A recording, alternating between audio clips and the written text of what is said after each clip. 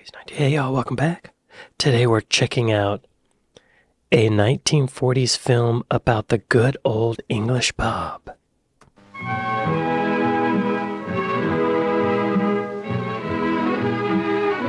The story of English inns, told by Bruce Belfrage.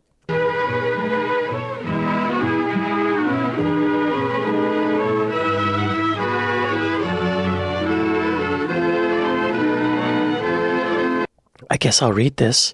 There is nothing which has yet been contrived by man by which so much happiness is produced as by a good tavern or inn. Samuel Johnson. Y'all be sure to go to Britain on Film and like and subscribe.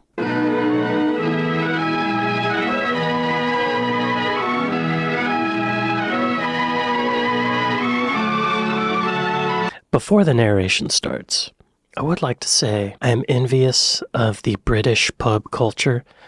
We don't have anything like that in America. I can't think of anything anywhere close, not bars or clubs or anything. Because from what I've learned, these British pubs are community places, community watering holes where even kids come. You could bring your kid to the pub. We don't have anything like that in America. I don't think. I can't think of anything that would be like that. Flanked by the church, the rectory, and the people's homes, stands the inn. Interesting that it's called an inn. In its shade and beneath its roof, men of all degrees and of all opinions meet in comradeship and comfort. Wait. Walk through any English market town, and you'll find the inn at the center of its life. Hang on. Are they trying to make it look really old by having the horse and the carriage? Or was that normal in the 1940s? Maybe it was normal in some places, like way out in the country? I don't know. It's confusing. This was either right after World War II or just before it, maybe. But I guess right after it if it's the 40s, right? Because Britain's... What year was Britain in... What year did World War II start? Hang on. 39. This was probably after, or maybe during. Maybe it's propaganda. I don't know.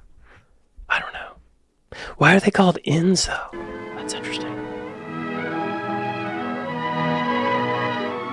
Walk through any English market town, and you'll find the inn at the center of its life. On market day, the people from the country around meet there to discuss the trend of prices, What's their market day? children's health, and their home affairs.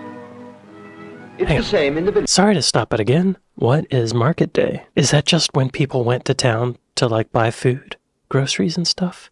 Or was it an actual day? Market day is the specific day of the week when a public market is held in a particular town or city for buying and selling goods. Okay. When the sun warms the earth, they sit outside and watch the world go by. At the English inn today, there is a hospitality that to the host is just as much a sacred charge as it was to the monks and barons in the Middle Ages, who first gave bread and ale to travelers. Oh. Often the only sanctuary in out-of-the-way parts, the monasteries had a lodge open to pilgrims and other wayfarers. That's how it started. Okay. That's how it started. It was monasteries. Getting people drunk. Giving them food, too. That's good.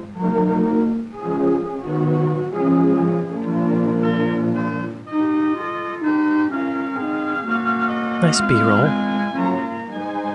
Later, these lodges became separate establishments and were eventually run as inns, under such signs as the Pilgrim's Inn. One example of monastic origin is the Bull, which gets its name from the papal bull, or bill, not the animal. These inns of England have seen history happen in their yards. Pilgrims and... What's a papal bull? Is that a symbol for the Pope or something? Papal bull. A papal bull is an official decree from a pope named after the bulla or lead seal that authenticates the document. These bulls have historically been used for a wide range of purposes, such as proclaiming doctrines, condemning heresies, canonizing saints, announcing jubilees, or granting rights, as seen in their Inter Caetera bull that divided the New World between Spain and Portugal. Okay, so it has nothing to do with the animal. It's a decree by the Pope.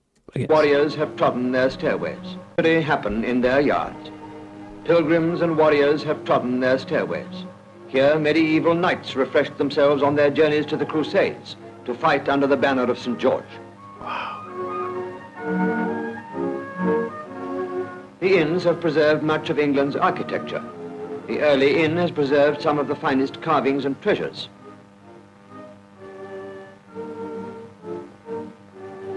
Wait, this is crazy. Like medieval times, they had these inns that were basically pubs, and the knights would stop in and, wow, eat and drink. Wow. Church, it was a sanctuary. Hence, most of these carvings have a religious meaning.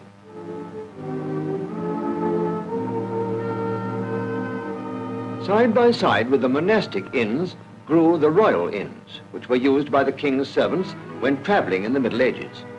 A house in each village was selected for their accommodation. These too in time became commercial inns under such ancient signs as the Crown. Okay. Later, Wait. What's the difference? Sorry to keep stopping at y'all, but he's laying out these terms like I don't know what they wait. What's the difference between a royal inn and a monastic inn? I mean, other than monks and royal people. The difference is the origin and purpose. A royal inn historically referred to an inn licensed or endorsed by the crown, while a monastic inn is a place of lodging provided by a monastery for travelers and pilgrims, historically for religious journeys. The term royal inn is now more commonly associated with the defunct royal inns of America. That's right. Yeah, there are those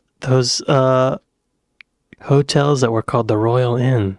I forgot about those. The Royal Inns were just for royal people and their like staff, subjects, or that's a lot of traveling to facilitate that, right? The yard was used by the postboy as a link between villages and... Later, the inn yard was used by the postboy as a link between villages and hamlets. The mails, in turn, were carried by stagecoach further afield, and today, much of our civilization can be traced back to these earlier forms of communication which centered round the inn. Hang on. I'm sorry to stop it again. The postboy and Hamlet. Postboy and Hamlet likely refers to Shakespeare's play Hamlet. No. A small settlement, generally one smaller than a village. Okay, so there was an inn with like maybe a couple little establishments around, and they would get their news, I guess, from the postboy?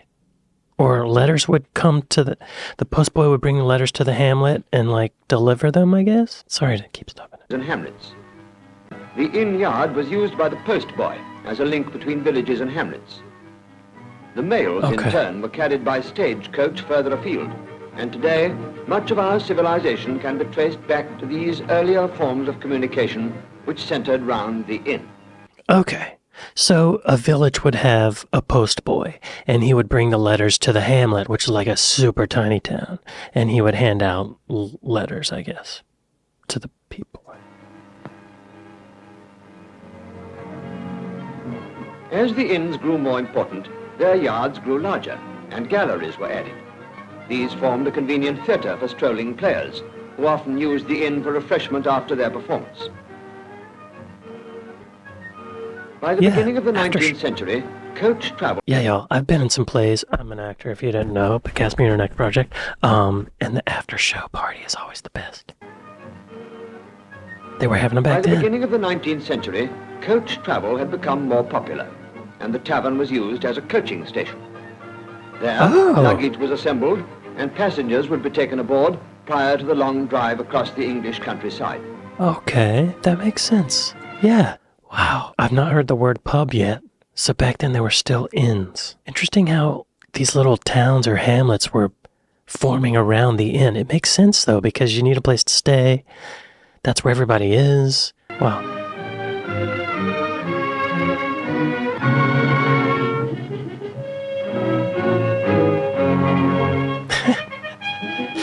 Mail coaches built for speed used the inns as halts, where fresh teams of horses were changed in a matter of seconds. Wow. Today, beneath the sign of the old coach and horses, you'll find bicycles. While on the road, cars pass old toll gates. Look at that car. Where once fees were collected for the upkeep of the main road. When the railway Wow. brought speed to industrial England, it also brought the new railway taverns. You'll also find the inn on the banks of the English waterways, our oldest transport routes. That The makes cargoes sense. which float past have changed with the centuries. Sail has given way to steam and the petrol motor. Petrol motor. The inn signs themselves reflect a great variety of topical humor, interest, Wait, what did that say? Topical humor? Ye old Checkers Inn. great variety of topical humor, interests, Vine. sports, and history. The load What did that say? Oh, there's a woman on a guy's back there. of mischief, a dig at the nagging wife. Oh. Dang. So even back then, guys are heading to the pub when their wife starts nagging them. Dig at the Times nagging haven't wife. changed that much, have they? The volunteer, from the days when warfare was more casual. The White Hart, crest of King Richard II. England's St. George fighting the dragon. Huh. A lot of these don't have any words on them. They're just paintings. And England's St. George refreshing himself afterwards. The Six Bells with its two meanings. The row barge to remind us of more leisurely days, and the cross-handed highwayman of when our roads weren't so safe. The Fighting Cocks, memories of an old English sport. And the airman to bring our inn signs right up to date. Oh, wow. Travel along the English road today, and you'll find the modern inn, there to refresh all travellers according to their means. Its appearance and amenities differ widely from the village tavern, but its roots are the same. It merely reflects the temper and taste of a new and swifter age. There's an airplane on top. That's wild. That's kind of cool. ARP, Warden's Meeting at St. Anne's Castle, May 24th, 6 p.m. Wouldn't it be 24th of May if it's in Britain? Suspicious.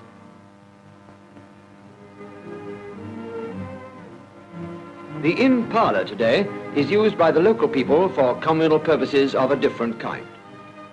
Air raid wardens use it as their meeting place to discuss how to tackle a new type of incendiary bomb. Really? That seems kind of public, doesn't it? Like, what if you're a spy, you just gotta head over to the pub, listen In to the what back they're room of doing. another inn, members of the local fire service are learning how to use some new equipment. Wow. Doing this at the pub. And all over the country, people come once a week to their local tavern to pay their small contribution into the war savings group. Oh. The Home Guard have used the inn as a meeting place ever since they were a small, eager body of men hastily organized for home defense. Today, well armed and trained, the inn is still their meeting place. Wow. The inn has changed very little in appearance and hardly at all in its amenities. The contents of its cellar are not so expensive, but quite adequate for this less indulgent age. Oliver Goldsmith wrote of the inn that it was a place Interesting. He says less indulgent age. I guess this was during the war when things were being rationed. Wow, I didn't realize it was so ingrained in the community. I knew families came, like I mentioned. I knew people hung out there after work, have a few drinks, socialize, but I didn't know it was an official meeting place for these organizations. That's so different than, like, if the firefighters decided to meet at a bar, it would be a scandal. It would be it would be like it's just so different, but it seems more innocent at the same time, even though now it would seem scandalous or corrupt to be meeting at a bar or a pub for official business, you know? But back then it was so much more innocent. Or was it? I don't know. This is blowing my mind a bit. place where greybeard mirth from Goldsmith wrote of the inn that it was a place where greybeard mirth from smiling toil retired, where village statesmen talked with looks profound, and news much older than their ale went round.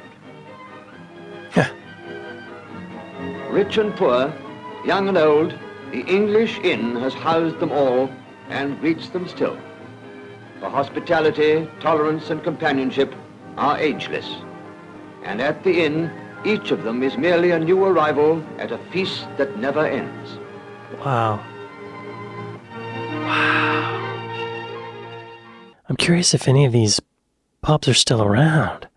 I've heard a lot of them are closing because pints are more expensive, and let's see.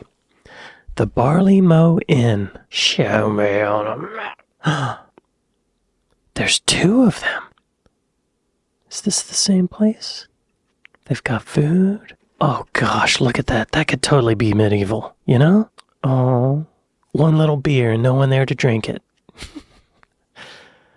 Wow. Oh, and they have hotel rooms. That toilet. Beautiful. Beautiful. Beautiful. This doesn't look like the one in the video, but it's wow. Very cool. And what's this other one? Barley Mow Inn. Oh, look at that spread. Pizza. Fish and chips. Oh, that looks good. I can't tell if this is the same one. I don't know. It's hard to tell if that's that. Beneath its roof.